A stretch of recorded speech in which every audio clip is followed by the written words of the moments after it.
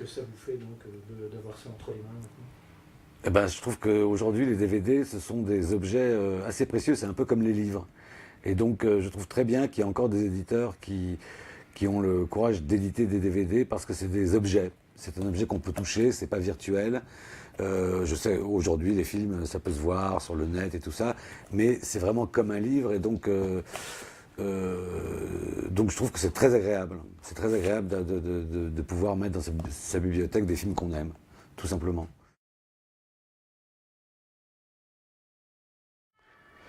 L'idée du film m'est venue tout simplement en prenant du plaisir à filmer mon ami Maurice Lamy, les amis qui venaient ici, juste pour le plaisir, avec le plaisir de filmer. Voilà. Et quand j'ai vu quelques plans, les premiers plans, j'avais pas l'intention de faire un film. J'avais l'impression, j'avais juste le sentiment de plaisir de filmer, parce que j'adore filmer depuis toujours. Et les premiers plans, je me suis dit, tiens, peut-être que je peux continuer, mais vraiment de façon ludique, pour m'amuser, pour prendre du plaisir. Et petit à petit, je me suis rendu compte que que c'était en train de faire un film. Voilà. Ça s'est passé comme ça. Ça s'est passé ici. Oui, oui, il y a effectivement, je m'en suis rendu compte après, je poursuivais une tradition que je connaissais pas bien en fait, qui était celle de l'écriture cinématographique où la caméra est un stylo. Et c'est un peu ce qui s'est passé. C'est-à-dire que pour Le Feu Sacré, je n'avais qu'un titre, Le Feu Sacré, hein, au départ, et je n'avais pas de texte, je n'avais pas de scénario, je n'avais pas de plan préétabli, etc. Et j'ai tissé, j'ai raconté ce journal de bord très librement, en faisant des associations de visages, d'images, de lumière, de pensées aussi, hein, voilà.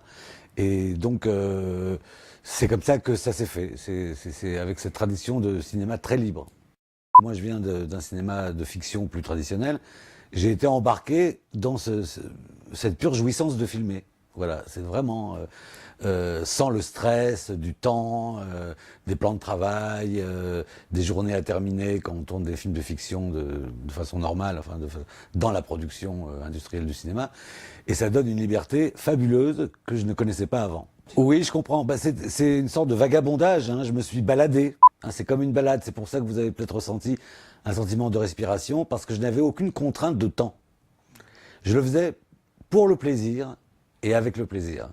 C'est-à-dire que j'étais pas pressé par rapport à une production, par rapport à des histoires d'argent ou des dates de sortie. Non, je le faisais comme si j'étais devant disons, un peu comme un peintre, si on veut, qui est devant sa toile et qui travaille avec le plaisir de faire sa toile et qui ne dit pas, tiens, il faut que ce soit terminé là. Voilà. Donc, cette respiration que vous avez ressentie vient peut-être de ça, de cette aisance du temps, de prendre le temps des choses, quoi.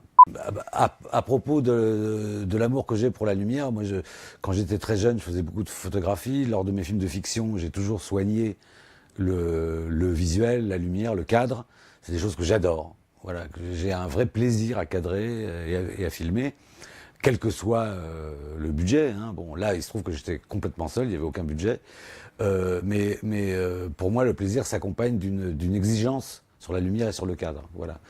Et c'est une attirance que j'ai et un goût que j'ai depuis que j'ai 13 ans quand je faisais de la photographie. Donc, des fois, je suis sensible à la lumière et à l'atmosphère qu'il y a dans un plan. Voilà. Donc, c'est ça qui me donne envie de filmer, si vous voulez. Souvent. Mais aussi les gens que vous invitez devant la caméra, quand même. Oui, mais je les invite devant la caméra parce que j'aime leur visage, parce que j'ai de l'amitié pour eux, parce qu'il y a un rapport affectif important, parce qu'il y a des souvenirs, il y a des choses à se dire, et aussi parce que j'aime les filmer, parce que ça me procure du plaisir de les filmer. Voilà. Donc je les filme le mieux possible. Voilà. Mais que ce soit des grandes stars, comme quand j'ai fait des films avec des grandes stars américaines, ou des gens qui sont simplement des gens que j'aime parce ils ont une beauté intérieure, ou ils sont beaux simplement, hommes et femmes. Voilà. Ben, je les sers avec autant d'amour, avec ma caméra. J'essaye, en tout cas. Je n'ai jamais répété les choses. Jamais, jamais, jamais, jamais. Toujours une seule. Pourquoi ça? Bah parce que j'étais... Non, simplement parce que j'étais heureux du résultat spontané. Je voulais pas répéter les choses qui ce serait devenu plus mécanique, un peu plus artificiel, et je voulais les choses saisies comme ça sur le moment, sur le bonheur du moment. Voilà. savoir pourquoi vous avez ressenti ça, parce que vous avez ressenti la même chose que moi en fait. C'est-à-dire que je redécouvrais le cinéma en faisant Le Feu Sacré. J'étais ébloui, comment dirais-je, j'étais comme un enfant qui redécouvre le bonheur de l'image mouvante.